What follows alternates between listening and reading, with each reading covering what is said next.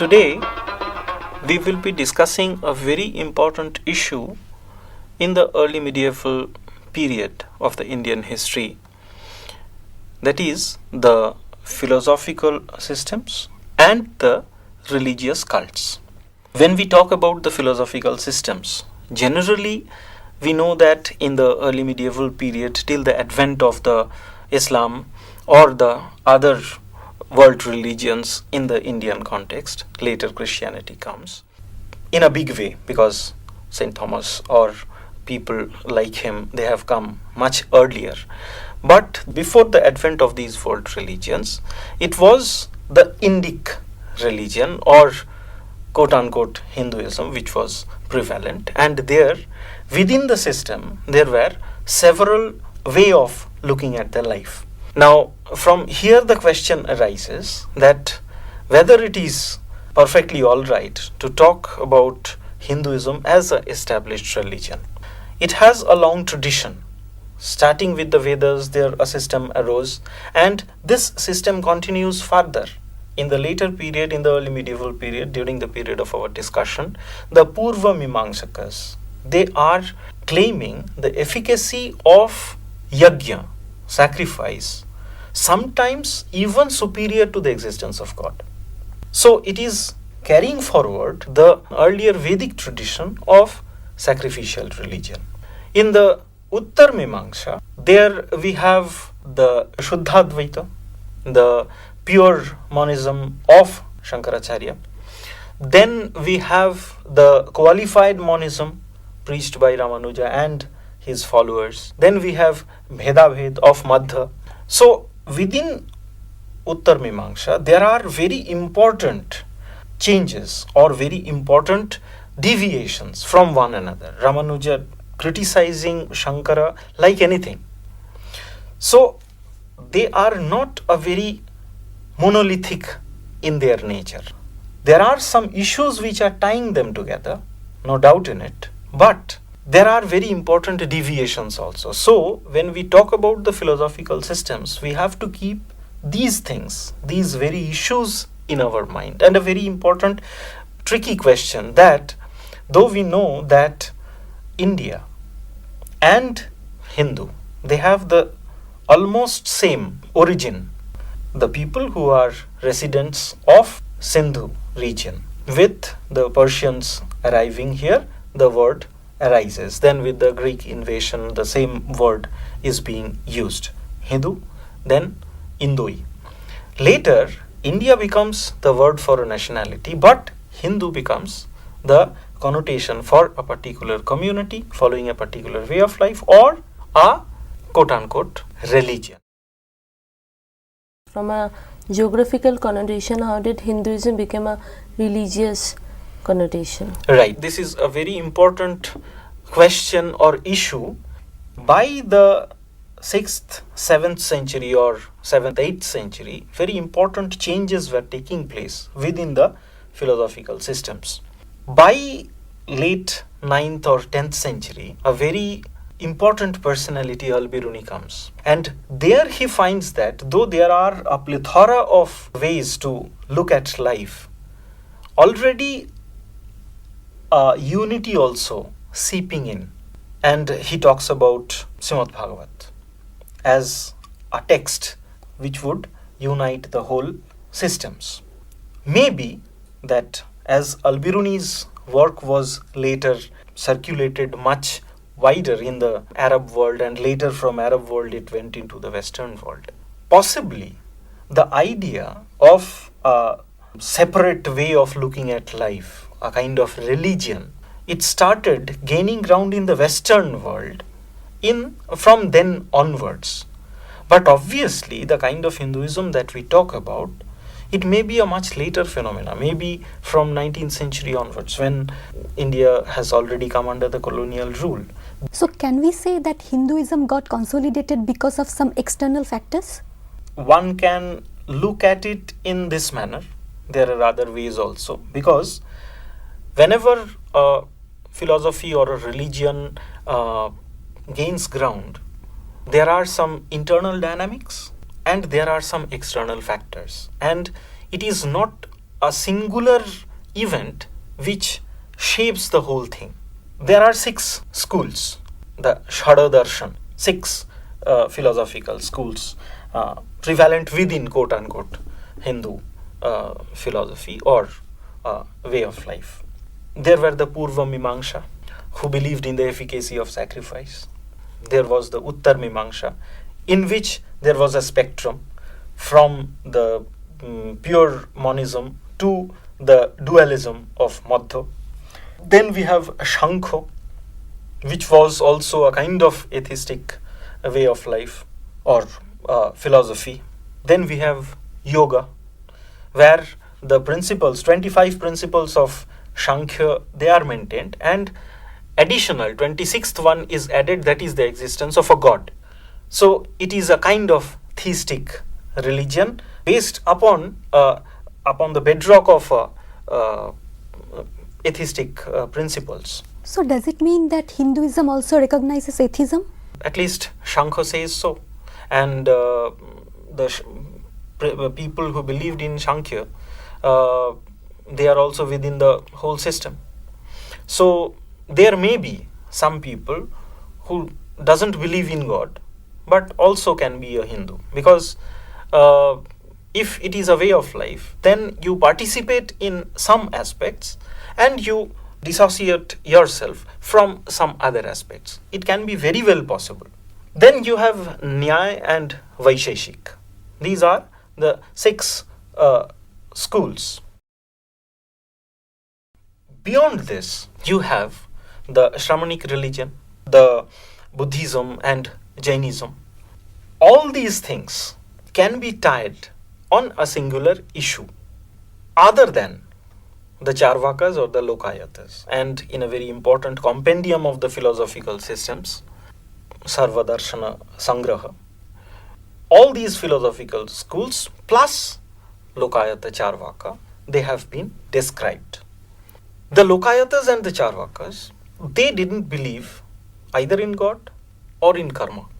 Other than this, there are schools, there are philosophies, quote unquote religion of, say, Shramanic religion. Some of them, like the early part of the Buddhism, they don't believe in God. Maybe not even in Atma, but they believe in karma. They are a kind of renunciatory religion. They want to liberate themselves from the transmigration and try to withdraw from life. So, Indian philosophy or religions can be posited in a spectrum where at the one end, at the very extreme, there are the Shramanic religions who are renunciatory in nature. On the other end of the spectrum, you have the Tantric religions who believe in total involvement in this life, and in between you have a plethora of schools, and the most important of them, they are the Bhakti schools or the theistic philosophies, religion, which grew up from a very important movement in India, Indian way of life, Indian thinking, that is the Bhakti religion, who don't believe in withdrawing oneself from the life as the Shramanics are, or they don't believe either in the very extreme type of activities that the Tantrikas do. So they are the real middle path that they followed. At the very beginning of the entry point of the millennium, we find that India was within a very thriving political system. The last millennium ended with the pan-Indian Mauryan Empire, breakdown of it, coming of some foreign dynasties, trying to establish them, some of them getting Indianized. For instance, Heliodorus establishing Gadura Stambha, being a devotee of Vishnu. Some of them becoming Buddhists, like the Kushanas. That was at one point. Another situation was, India was the very hub of thriving commercial activities, a very important segment in the Indo-Roman trade. Now, by the 3rd century, 4th century AD, the situation was changing a bit. Indo-Roman trade was faltering. And in this condition, where the major political powers are also withdrawing themselves or getting fragmented, we find that a very fierce struggle was taking place between the Shamanic religion and the Puranic religion, who are coming back. The epics are being written, and in epics we find the conglomeration of many different types of elements. For instance, when Megasthenes comes, or in the writings of Aryan, they say that in India the cult of Heracles is there, and possibly they are referring to a cult of Krishna. So Gopala Krishna cult was there, Vasudeva cult was there, Narayana cult was there. In Mahabharata we find that these 3 streams, they are conglomerating, they are coming together and forming a kind of Vaishnavite religion, or establishing the basis of a Vaishnavite religion. Same thing for Shaivite cult also. In this situation, bhakti was coming up, fiercely critical about the Shamanic religion, and the center, the geographical locale was South India. In the 7th to 9th century, we find that the bhakti religions were coming up very fiercely, and they were very much critical about this Shamanic religion. The Shamanic religion, they were telling that a person, an individual, is responsible for his or her own act, karma, and he or she has to strive for one's own to get away from this cycle of karma or transmigration. So it is the individual who is responsible. But here the bhakti, they are preaching that no, you have to surrender yourself completely on the feet of the God, and God will look after you. So here they are finding a way out to get out from this prison of karma, and it will be the divine intervention, Karuna, Arul, who will extricate you from this mundane world. And it was being done through stone melting songs of the Nayanars, Shaivite saint poets, Alvars, the Vaishnavite saint poets. They were preaching this self-sacrifice to God. Appar, his actual name is Tirunavukarasar, a Shaivite saint poet. He is telling that Adiyarkum Adiyen, I will be the servant of God. In this manner, they were shifting, and this is a very major shift which was happening in the quote-unquote Hindu philosophy. And because of the strength of this theistic religions, we find that all the philosophical streams that we have mentioned earlier, they were trying to adjust themselves to this growing popularity of theism. In fact, Uttar Mimamsa, particularly the Vishishtadvaita and Bhedaved, they are trying to address this very issue. In Vishishtadvaita, the position of prapatti, that is surrendering oneself to God, there a very important shift is happening within the Sri Vaishnavas, that they are called Vadakalai and Tengalai, that is the northern path and the southern path. It is the position of Tengalai, that it will be the God's will, His Karuna. He will take you out from this mundane world. It is Marjaranai. Have you seen a cat carrying her kitten? It is holding the neck of the kitten and carrying it to the other place that she wants to carry. You just do whatever you like, and it will be the God's decision. In the northern path, it is Markatanai, a kid, monkey. It holds firmly to its mother, and whenever it loses the grip, mother don't look its way. So it is, you have to strive for it. You have to hold to the God firmly, or otherwise if you lose the grip, God will not look after you. And it is not simply a philosophical division that they are talking about. Vadakalai, they are preferring the northern scriptures, whereas Tenkalai, they are trying to extol the Tamil scriptures. In this manner, we find that they were trying to address the issue of karma, which was uniting even the Shramanas, who were very much apart from this theistic religions, but they were also converging or verging towards theism. There, the issue of Bodhisattva comes. Buddha is telling that you will get nirvana. But what after nirvana? So in this manner, we find that all the philosophers, despite their serious differences, sometimes they are fighting among each other, but sometimes they are converging on a particular issue. And here the issue is the how to address this karma. One answer is just to withdraw from the world. Another is to very much engage with this world, and God will look after you. In this manner, the philosophical schools and the religious cults also, they were growing up in the early medieval period. So what was the social background in which all these changes were taking place? Some very important structural changes were taking place in particularly the South Indian society. As you are familiar that in the just earlier part, maybe the dating is a problem, but possibly in the first or second century of the Christian era, there, according to the Sangam texts, there were several bigger kings, Vampavendan, and there were some smaller kings, Kurunila Mannar, and they were fighting among each other, fiercely competitive.